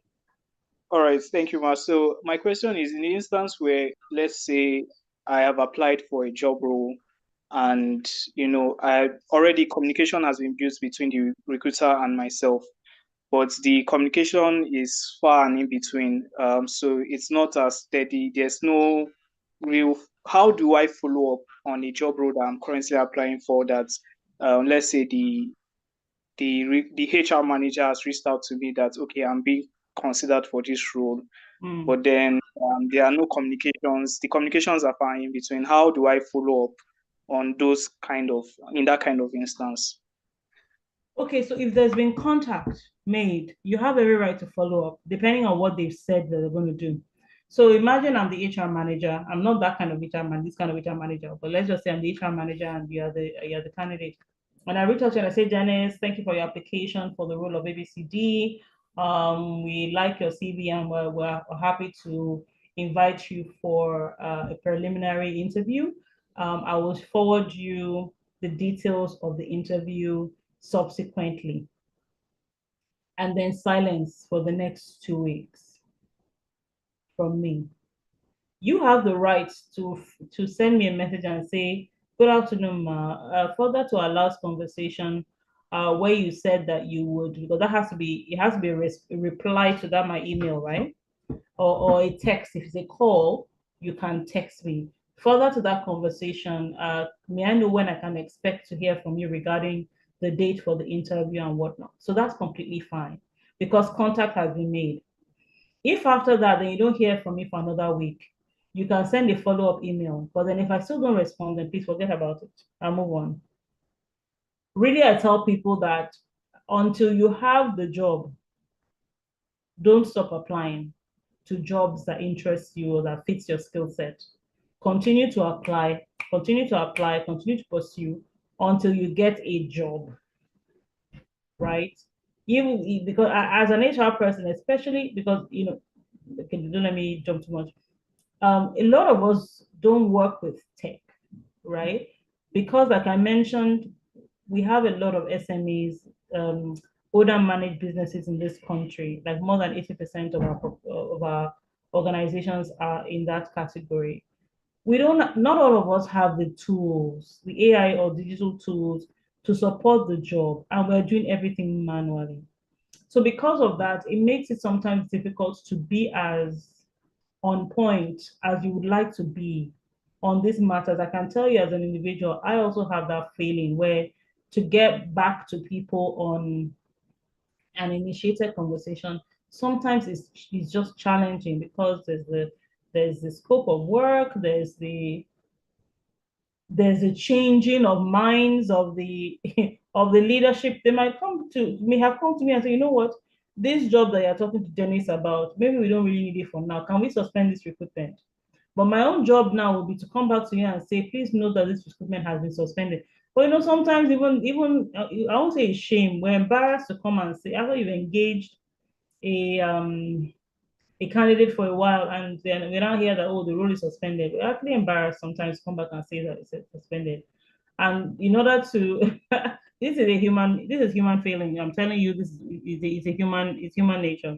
We don't just want to come back and say, I'm really sorry for raising your expectation. It's what we should do, but a lot of us don't do it.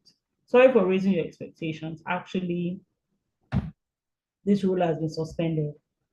And because we know a lot of people want jobs, you don't want to disappoint them, but it does happen. So, but I'll end by saying, please continue. You can follow up 2 weeks if you've not heard from anything.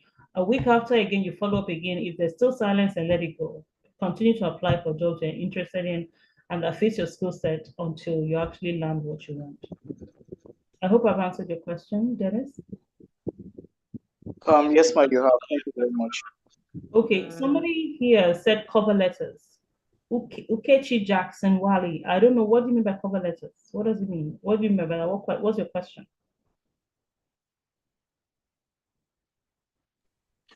Okay, good evening. I was asking because I'm not sure you made reference to cover letters. I wanted to get insight on the best practices in regards to cover letters. Okay, thank you for clarifying. So really, for cover letters, it's always a good idea to have something as part of when you're applying. Don't just send your CV and attach it to the email and find attached and let it go. It's good for people to kind of get to know you a little bit through a short narrative about yourself in the body of the email. So while it's technically a cover letter, it's really more of an opportunity for you to introduce yourself highlight your relevant skills in the body of the email to pique the recruiter's interest in hiring you. Um, Jobs advertised through ATS systems. Where you click on the link, it takes you to where you write, your name, your date of birth, last employment, records of your employment and whatnot. Before you submit your CV, they will actually say, attach a cover letter. But guess what, Ukechi? ChatGPT to the rescue, or should I say AI to the rescue?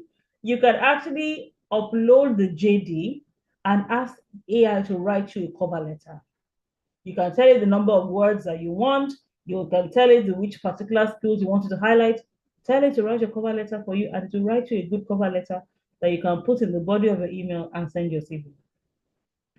So yes, cover letters still work, but I think it's de-emphasized more nowadays because a lot of recruiters kind of harvest CVs, like a general, this is the job, this is the role. We send a link to like a Google form or a Microsoft form and say, fill ABCD, attach your CV, whatever. In which case, there's no need for a cover letter. So I think that's the reason why it's not as emphasized. But if you're going to be sending your CV via email to a specific individual or to a specific email address that the recruiter has directed you to do that, yes, a cover letter will be very, very relevant. And you can ask your AI tool to do a brief cover letter, 100 words, 150 words, regarding a particular role. This is the JD, this is the skill I want you to highlight. And then it can give you something that you can use to submit your CV to that email address. Yeah? Okay, is that okay? Yes, thank you very much. You're welcome. All right. All I have right. a question from someone called Vestro. Interviews. How do we make ourselves stand out among other applicants? Okay. Dennis, am I permitted to answer a question regarding interviews? Yes, Ma, you can go ahead. Okay. All right. So Vestra, which is a lovely name, by the way. When it comes to standing out in interviews, some of the things that will help you stand out is, I will tell you that it's really about conviction. If I'm going to answer that question, it's conviction. What do I mean by conviction?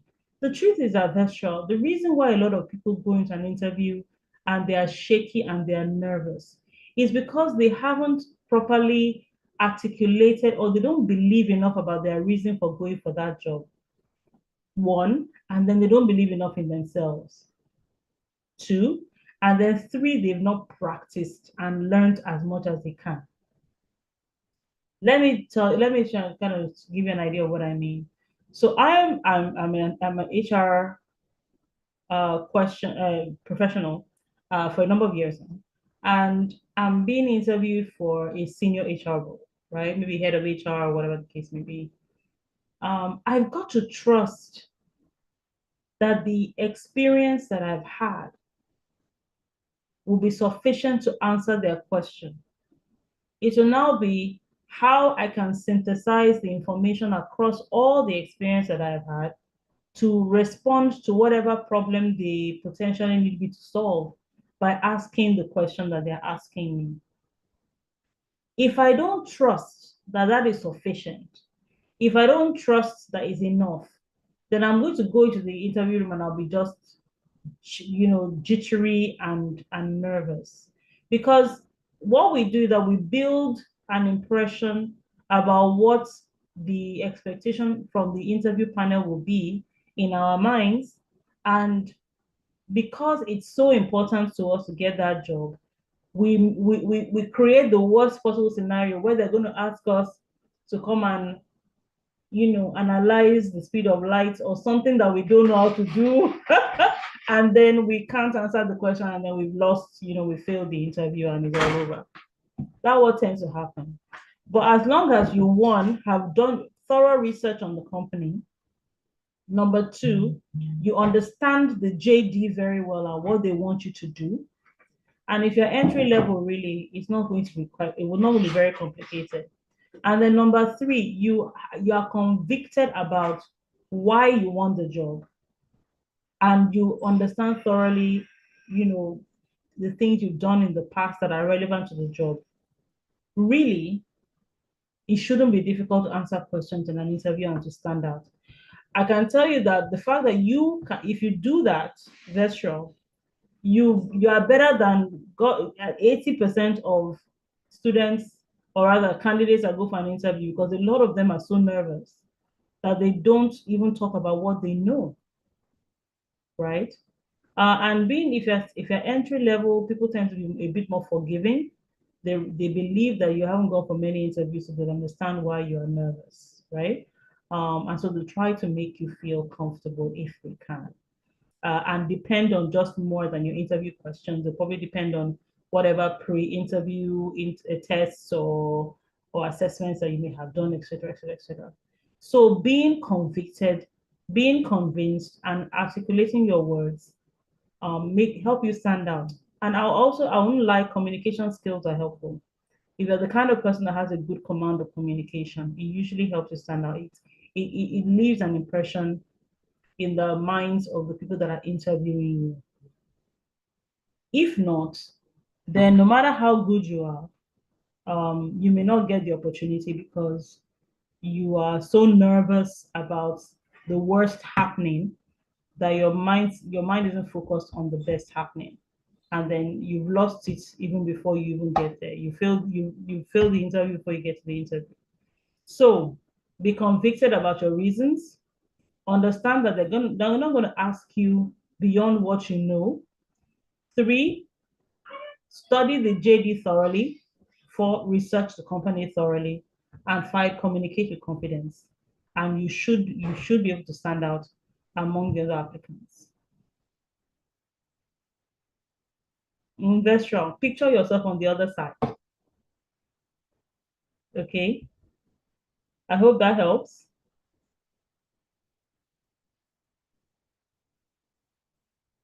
I'm sorry. Thank you so much, ma'am.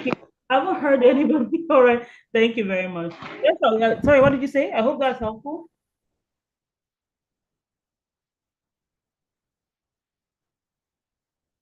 Was that Vestra that responded to me? Yes, ma, it was. Okay, all right. Yes, Mary ma'am. is saying that she's not been permitted to ask her questions. Mary, your hand isn't raised. Oh, all right, Mary, please, you can go ahead and ask your question.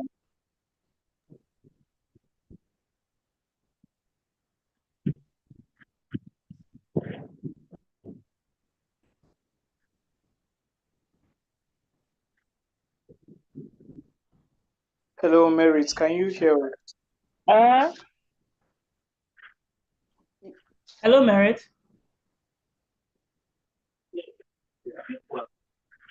Okay, if you're having chat, Mary, please, can you type your questions in the chat box?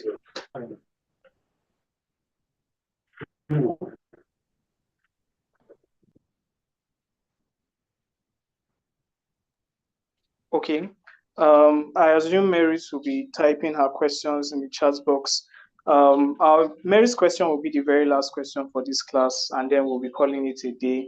I sincerely want to appreciate Miss Oluwatoyin for such a very, very wonderful session. Thank you so much, Ma.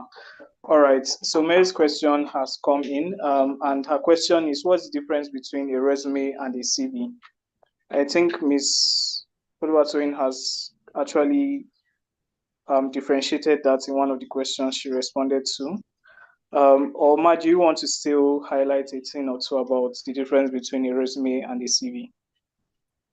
Okay, like you mentioned, I've answered, but for merit's sake, I'll repeat what I said. So I started by saying that in this part of the world, it's usually used interchangeably, the terms resume and CV.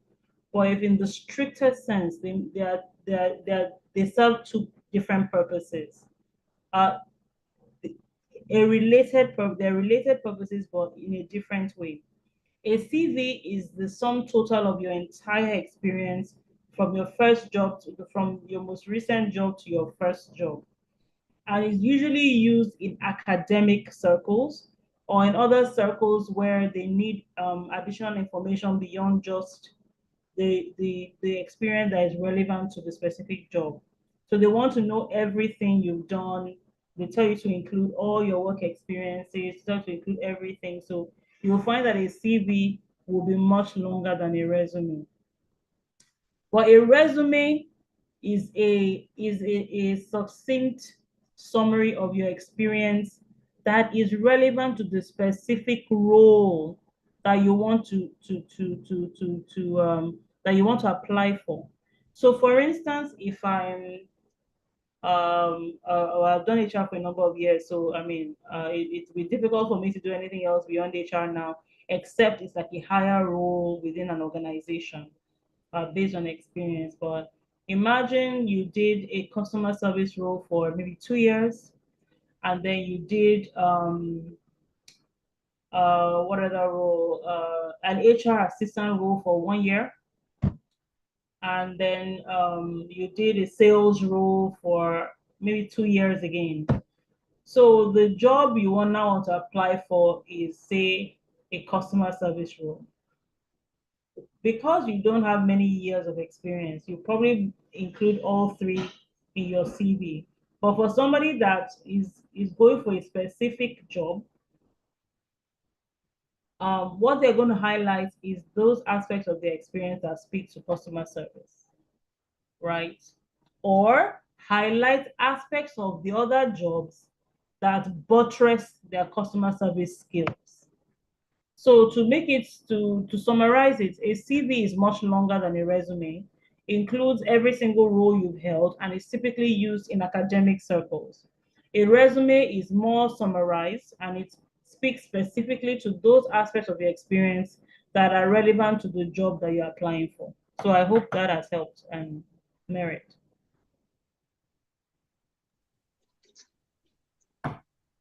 Is this Merit's question?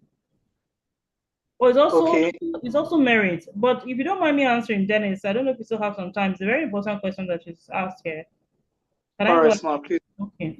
We can So go, she ma'am. said, I hear people say that they didn't get a job because of what they wrote on social media several years ago. My question, what is the role of social media with respect to getting a job? Is it right for an employer to reject you for work because of what you wrote on social media? Okay, her mic is having issues. No worries, Mary. Oh, this is a very important one and a very interesting one. I think you asked a good question. I'm going to give my opinion on this because there are different opinions. Some people say that as long as what you post on social media doesn't have anything to do with the job or the job role, then it shouldn't make an impact on whether or not they select you for it, right? But my opinion is this: everything you do says something about you. It says something about your character. It says something about your competence. And you know, when you're talking about a job, it's not just whether or not you have the technical skills.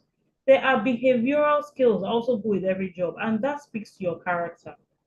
If you're on social media doing or saying something that speaks to a negative character, nobody is going to want to be associated with that. And that is the reason they're going to see those posts on social media and say, you know what, let me stand far away from that. Imagine somebody goes now, for instance, and you lambast your former employer on social media, talking about how bad they are and how you had a bad experience there and all that. And then you want to apply for another job. And while they're doing their background check, they see you on social media having talked about your former employer in such a scathing way. All they are thinking in their mind is that could be us. That could be us next. If he or she decides they don't like us, right? He or she decides they don't like us, they can go and spread us on social media again and hurt our brand. I don't think I want to hire that kind of person in my company. Or if you're a political activist and you believe that Tinubu is the worst thing that ever happened, and you're online lambasting Tinubu up and down, do you think that any employer may want to work with somebody who has been that vocal about the president and in a very negative way? They just won't really, really want to. I mean, unless they don't mind, maybe they're Tinubu haters as well, and they espouse the same principles, and so they won't mind. So the rule of thumb is don't write on anything on social media that you'll not be proud of. Don't put anything on social media that you can't defend or you can't stand by. Now, is there a statute on limitations of what you write on social media? That is also debatable. Some people say yes, some people say no. There was a recent movie that won an Oscar. It's a transgender individual that was a don in the mafia don that transitioned from male to female, right? And the individual, the man, was initially nominated for a lead actress. Funny enough, he's a man who was nominated for Oscar for lead actress.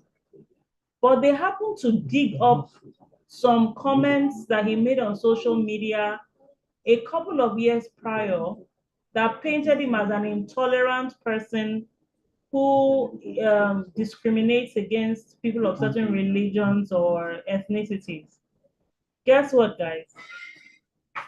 She lost that nomination. So even though the movie itself won something, the individual was no longer didn't win the Oscar because of those comments that he made on social media. So the best thing to do is to avoid it.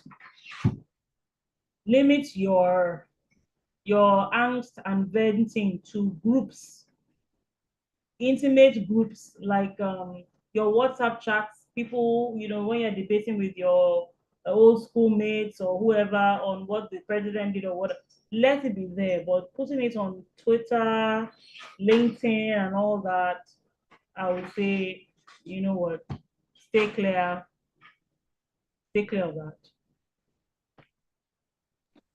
All right. All right. Dennis. Thank you very much, Ma, for helping us answer myriads of questions we have thrown at you. Thank you so much, Ma, for helping us navigate through them. We are very, very, very, very, very grateful. I think Fina just reminded me about our pictures. So please, for those who have proper lighting in their background, who would like to take pictures, I would like to apologize for not turning on my video. My network and background has been quite poor. My lighting is quite poor, so I will not be able to turn on my video as well. So sorry about that. But for those who can, let's do that. Thank you so much, Ma, for turning on your video. Yes, so please, can we have more mentees turn on their videos? Thank you.